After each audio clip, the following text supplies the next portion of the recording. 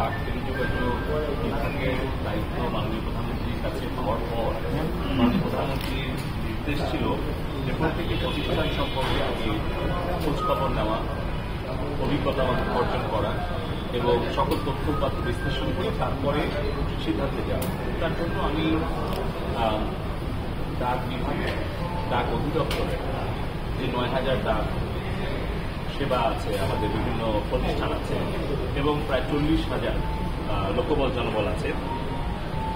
এত সম্পদ এবং এত জনবল থাকার পরেও কেন প্রতি বছর ৭০০ কোটি টাকা আমাদের লোকসান গুনতে হচ্ছে, কিন্তু কম সম্পদ দিয়েও, কম লোকবল জনবল দিয়েও বেসরকারি খাতের কুরিয়ার সার্ভিস কিভাবে প্রফিট করছে, সেই বিষয়গুলো পর্যালোচনা করে আমরা যেটা উপলব্ধি করলাম যে আসলে অব্যবস্থাপনার, স্বচ্ছতা, জবাবদিহিতার অভাব, আন্তরিকতার অভাব, দায়িত্বশীলতার অভাবের কারণেই এই বিশাল সম্পদ অব্যবহৃত থাকছে। বিশাল লোকবল জনবলকে সঠিকভাবে ব্যবহার করা যাচ্ছে না, যার ফলে কিন্তু আমাদের আয় বৃদ্ধি হচ্ছে না, ব্যয় সাশ্রয় করা সম্ভব হয়নি, যার ফলে কিন্তু বছরের পর বছর আমরা লোকসান পরিমাণটা বৃদ্ধি হতে দেখেছি।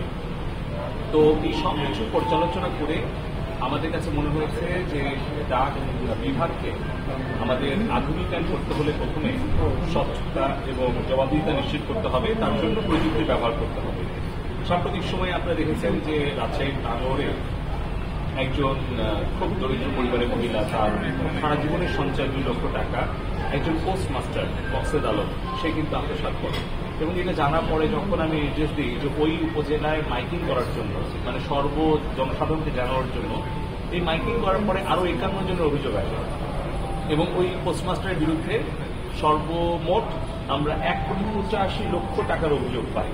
তখন সেইটা জানার পরে আরো অন্যান্য বিভাগ, অন্যান্য জেলাতেও আমরা প্রচার শুরু করি যে এরকম ধরনের কোনো অভিযোগ কোনো গ্রাহকের আছে কিনা। এবং সব মিলিয়ে আমি গত পরশুদিন দেখলাম ৫৫ কোটি টাকার অনিয়মের খোঁজ কিন্তু আমরা পেয়ে গেলাম।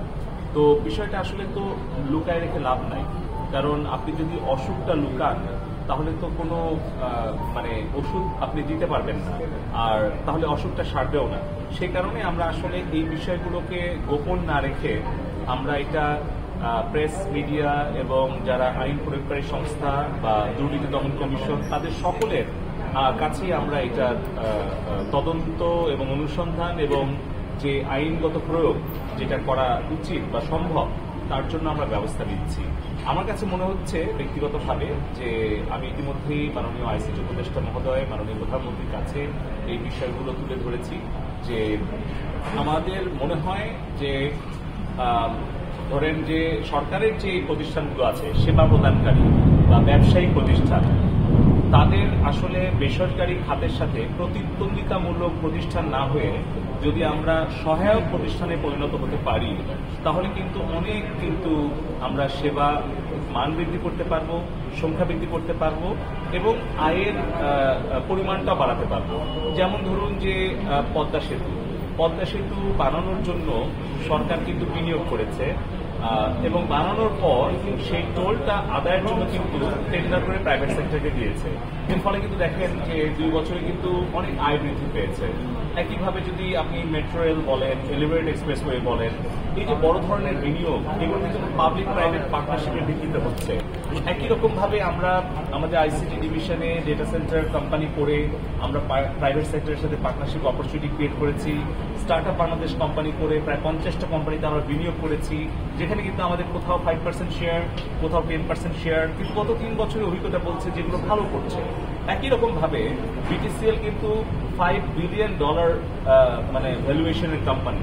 মানে আপনি যদি ল্যান্ড অ্যাসেট দেখেন, আপনি যদি ১৩,০০০ ওয়ার্কফোর্স দেখেন এবং যতগুলো লাইসেন্স আছে আমাদের, গ্রাহক সংখ্যা, সবকিছু বিবেচনায় প্রায় $5 বিলিয়ন, মানে প্রায় ৬০,০০০ কোটি টাকার একটা কোম্পানি। কিন্তু কেন আমরা লস করব? আমাদের ২,০০০ কোটি টাকা এফডিআর আছে। আমি দায়িত্ব গ্রহণ করার পরে দেখলাম যে ওদের একটা পরিকল্পনা যে ওই এফডিআর মানে দিয়ে তারা একটা টাওয়ার তৈরি করবে, তো আমরা সেটা নিষেধ করেছি। কারণটা হচ্ছে যে আমাদের ডিপার্টমেন্ট অফ আইসিটি ইডিসি প্রজেক্টে আমাদের কিন্তু একটা স্মার্ট টাওয়ার করার একটা পরিকল্পনা আছে, কিন্তু ডিপার্টমেন্ট অফ আইসিটি সেরকম কোনো জায়গা নেই। পূর্বাচলে অনেক দূরে মাত্র 1 একর জায়গা আছে, কিন্তু টেসিসের 5 একর জায়গা কিন্তু পড়ে আছে, যেখান থেকে আপনার ডেস্কোকে ভাড়া দিয়ে বছরে 80 লাখ টাকা ভাড়া পায়।